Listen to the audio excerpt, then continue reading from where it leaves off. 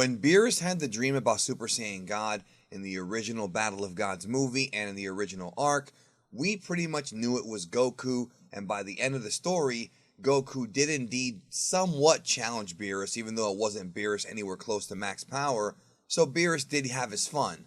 But as Super progressed, more and more fan theories popped up and fan speculation about whether or not it actually was Goku. Although the series pretty much did spell it out that it was Goku that would be the Great Warrior, as the series progressed, I saw fans wondering if maybe there was a bait and switch and maybe Goku Black might have been the person who Beerus dreamt of, or maybe even Bardock. And some have said now with the new Broly movie coming out that the Super Saiyan God that Beerus dreamt of was Broly. However, based on new information that we have, both in the Dragon Ball Super manga, the anime, as well as looking back at what Toriyama did and may be doing, Broly may actually be something a bit more sinister.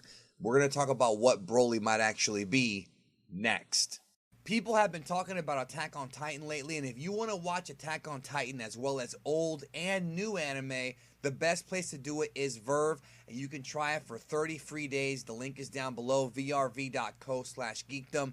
Try it out. It's owned by Crunchyroll, so you're going to get the best anime, but also it's partnered with Funimation, so you get dubbed and subbed anime, plus you get a handful of American cartoons. They are constantly updating this thing, and the best part is, it doesn't crash. It never gives me issues. Check out Verve. Try it for free right now.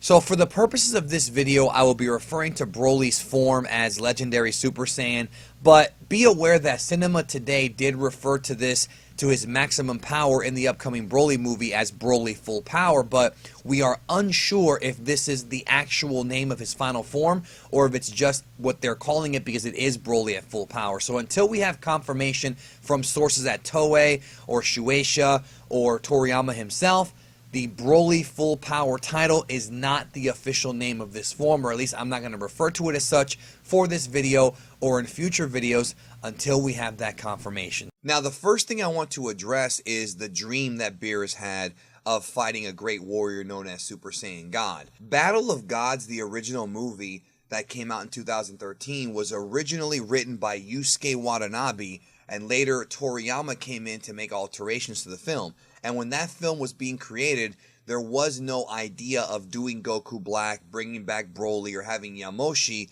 or any of these newer characters coming into Dragon Ball Super at all. In fact, there wasn't even a Dragon Ball Super. Battle of Gods was meant to be a one-time Dragon Ball Z movie that wound up making much more money and being much more successful than they had anticipated, and that's why we have all the new things. Now, that being said, in the original idea for the film, it was Goku. Now, if they're going to go back and retcon this, I can't say it's impossible because they've done retcons. In fact, Dragon Ball is known for retcons. Goku being an alien is a retcon. That wasn't the original idea at all. And, you know, it wouldn't surprise me, but based on all the evidence we have, to me, there's not enough evidence that Broly or anybody else is the god that Beerus dreamt of. Plus, people are saying that Goku did not challenge Beerus in combat. That's what the Oracle Fish had said. But remember, challenging somebody does not mean you're going to actually beat them. Plus, there are obvious theories and evidence that it's possible that Mastered Ultra Instinct Goku might be able to beat Beerus. But that's a totally different video that I've already done and talked about in the past. That being said, when it comes to Broly, with what's going on in Super now, it seems like they're telling us that Broly is not a Super Saiyan God, but something completely different. Now, let's go back to Planet Namek. Let's go back to when Goku first appeared in Battle Raccoon. Vegeta told this tall tale about the legendary Super Saiyan. And the statement was that the legendary Super Saiyan appeared 1,000 years prior and had this incredible power, but could not control his power, right? He couldn't control it, and thus he wound up sort of imploding over having too much power.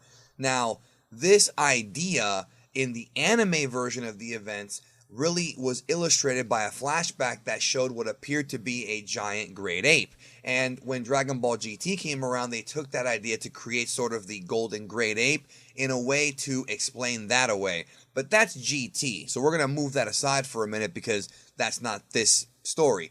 So when the original Broly movie came out in 1993, he was known as the legendary Super Saiyan, but there was no real tie-in to the Super Saiyan that Vegeta had mentioned. In that story, Broly was not 1,000 years old, and it really had no correlation at all to what Vegeta had said. Now, in 2011, when episode of Bardock came out, a lot of folks assumed that that was legendary Super Saiyan because it's a story that took place so many years ago before Dragon Ball Z or whatever. But you have to remember that that story was written by Naho Oishi for the Dragon Ball Heroes video game that got adapted into an anime after an original sort of OVA manga. That story is really no different than the Dragon Ball Heroes promo anime that we have now. It's essentially just a what-if scenario and not part of any major continuity. The only involvement Toriyama had in that was that he did design the character of Chilled.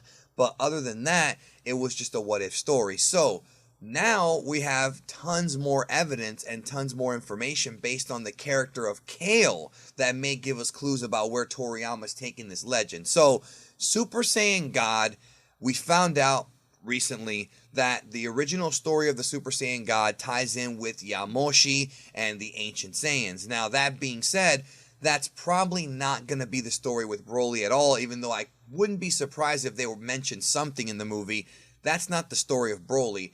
But what could be the story of Broly is that he may indeed be the legendary Saiyan, otherwise known as the demonic or devil Saiyan. Now, this was discussed in Dragon Ball Super Manga Chapter 38, where Toyotaro wrote in that Caulifla and Kale had a discussion about this demonic legendary Saiyan that supposedly, according to legend, only appears every 1,000 years. Now, this goes right in line with what Vegeta said in the Namek arc. And it could be possible that the Super Saiyan transformations that we have seen in Dragon Ball Z by Goku, Vegeta, Trunks, Gohan, etc. are not the true Super Saiyan forms, the legendary forms, and that in fact this form that Broly and Kale have is the true legendary form that he had heard about and that had been prophesized or whatever, discussed in lore for so many years. So, that being said, if you go back to the Dragon Ball Super anime, when we see Kale rampaging, Vegeta makes a comment about,